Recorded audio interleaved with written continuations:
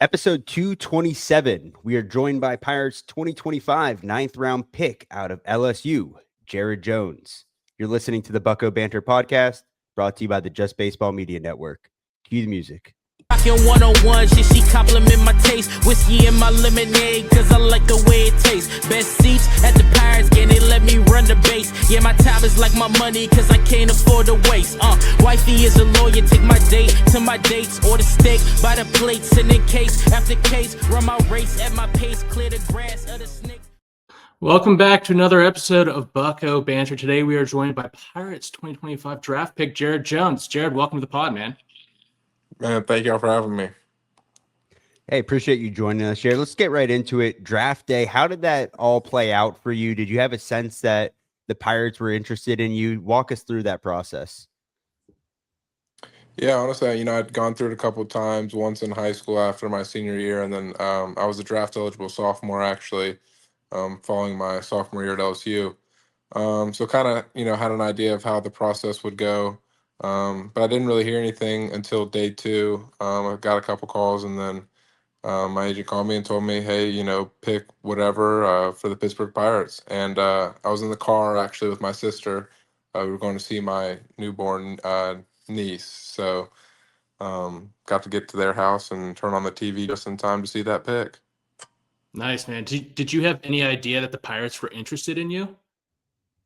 Not much. I mean, I hadn't heard much. The season kind of ran late, all the way to the end of June. And then, 2 weeks later was the draft. So not a whole lot of noise. And really, I think, the area scout for the Pirates texted me maybe like a week before the draft, but that was about it. Going back to LSU, how did a program like that mold you to what you're like today? Because, I mean, obviously you played with guys like Skeens, Cruz, Trey Morgan, Tommy White. The list goes on, and the accolades of that program is just outstanding. Talk about your time there, the national championships, and how you think that helped mold you into a professional baseball player. Yeah, it was unbelievable. The last 3 years at LSU were absolutely the best 3 years of my life. And, I grew a lot, not just as a player, but also as a person and a human being, and really understanding the things that I like to do off the field, and then what helps me on the field to continue to grow my game, whether that's defensively at first base, just being more fluid at the bag, having consistent glove work, always picking up my infielders. And then in the box, playing in the SEC, you're always going to face the best arms in college baseball. And even our out of conference schedule is tough. And then when you get into regional and super regionals in Omaha, again, it's the best of the best. So I always felt like I had a good competition to kind of base myself off of. And then, I kept it real with myself as far as, the things that I needed to improve on, each year, and things that I still need to improve on here in professional baseball. So it's just really helped me a lot with the understanding of, what it takes to be really good, and then the work that you have to put in to do that. Jared, I'm a big college baseball junkie, and one of my favorite moments was this past year when you hit that walk-off against Tennessee. I think I saw an interview where you said the umpire was telling you to get down the line, and you said the game's over. Take us through that moment. What was that like? Yeah, I think we had 17 games this year, either delayed or moved due to weather. And so that game was scheduled for 6 o'clock on a Friday night, and we ended up starting it at 10:30 at night. And it was Cade Anderson versus Liam Doyle. So two Ooh. top five picks on a Friday night at 10:30. Pretty low scoring until about like the eighth inning. I think Tennessee broke through, and they were up like, I want to say 3-0. I want to say was the score. And then in the ninth, we just kind of started a little rally. I forget how it all started, either a walk or maybe Ethan Fry got a base hit to start it all off. I can't remember, but we just kind of kept moving the line, moving the line. I do remember being in like the top of the ninth and being like, okay, do I even have a chance of coming up again? And I was like, well, I could come up with like 2 outs, 2 men on. That's the only scenario, that I could come up to bat. And sure enough, that time comes and my place in the order is due up. And I go down 1-2. And he threw a fastball up in the zone. And next thing I knew, I squared it up, and umpire was telling me to get going. So It was unbelievable. I don't remember much after that. Just really just the moments leading up to it, and just celebrating with my guys after that. Jared, I believe you caught in high school, right? Correct. Okay. Was there a big transition going to college after catching in high school than just playing the corners, or was that something that came natural to you? In high school we played double headers a lot because it was 3 game series, but one of the days was a double header. So usually played first base in that second game to save my legs a little bit. So I was familiar with first. I obviously played it a little bit in travel ball too, just because you play so many games throughout the summer in travel baseball. Um, but really giving up catching, helped me improve, on my knees and, just health Yeah. wise. You get beat up a lot, your forearms get sore. You're constantly worried about your defense because, ultimately as a catcher, it's most important that you catch the baseball first. And so you're not so much worried about your offensive game plan. It's more, building a relationship with pitchers, and so you saw the game differently as a catcher than, hey, now you're just going to go play first base. It more became, hey, you're pretty much a designated hitter. We just need you to catch a few balls every once in a while. And so for me, I kind of took the flexibility I had with being a catcher and being able to squat low and just really transitioned that into first base and being able to use good footwork, good hands, being able to pick the baseball, and just try and work on it every day and get consistent at it.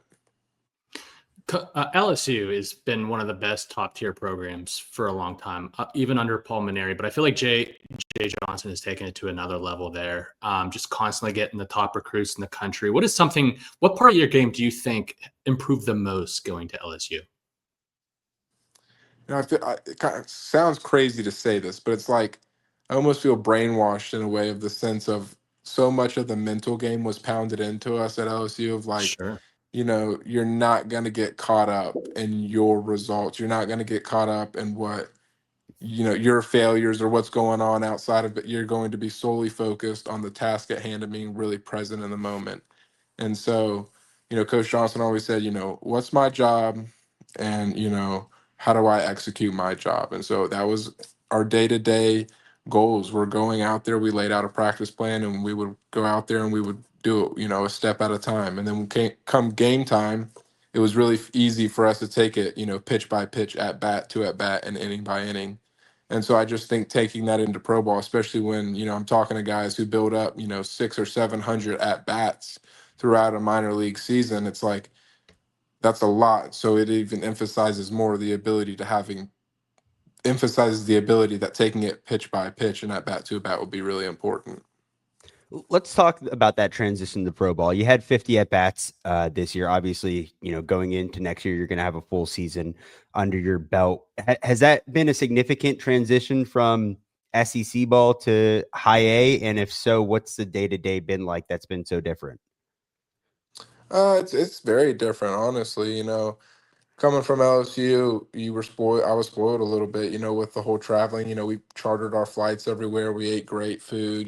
Most of the time we were at steak restaurants. And so when you get to pro ball, it's a little bit more, bus rides with the boys, kind of a little bit more of a grind, and it's every day. And the good news is you're either on the road for a week or you're at home for a week. So is a lot of consistency with that, which I liked. But I really enjoyed it. There was no class, there was no drama. We were all there for one reason, and that was to play baseball. And it was really awesome. And it was really fun to be a part of a locker room and kind of see that because it's something that I've, dreamt about being a part of and really worked for since I was, 5 years old and first started playing baseball. So the transition obviously was difficult, but it was something that I enjoyed and, looking forward to next season and just having a full season to kind of see what I can put together.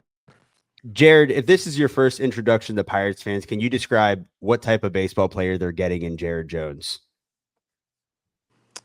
Yeah, I really enjoy baseball. I consider myself, a part of the game. Like it's a part of my life. It's a part of me. It's a part of who I am.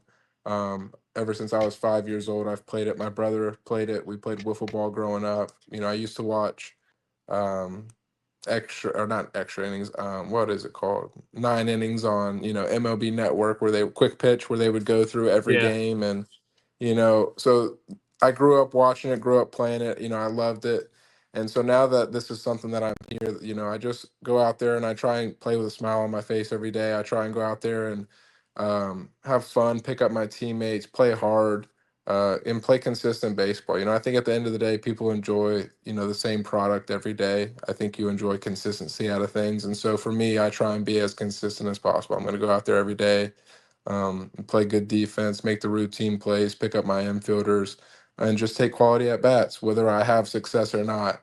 It's just about taking quality at bats and keeping that mindset day in and day out. Absolutely. Jared, last question from me. You only had 50 at bats. You got a quick cup of coffee in the minor leagues this year, but who is someone that you played with in the Pirate system, pitcher or position player, that wowed you? I think the easy answer is Connor Griffin. Sure. But since everybody says that, and I just wanted to give him his flowers, but Sammy Stafora is probably the most athletic human being I've ever laid eyes on. Wow. Kid's super quick, like freaky quick. Like he's goes from 0 to his top speed in 1 step. Plays lights out defense, super high motor. So like I really enjoyed playing with him. He was super fun to be around. And dude's just freakishly athletic. Can jump, throw, run, catch the ball going over his shoulder in the outfield, at shortstop. So he was fun to watch. Awesome. Well, Jared, hey, we appreciate you joining the show. Hopefully we'll have you on next season when you're thriving in the Pirate system, but good luck the rest of the offseason. Thank y'all very much. I appreciate it. Best seats at the Pirates game, they let me run the base. Yeah, my time is like my money, cause I can't afford to waste. Wifey is a lawyer, take my date to my dates, or the steak by the plates. And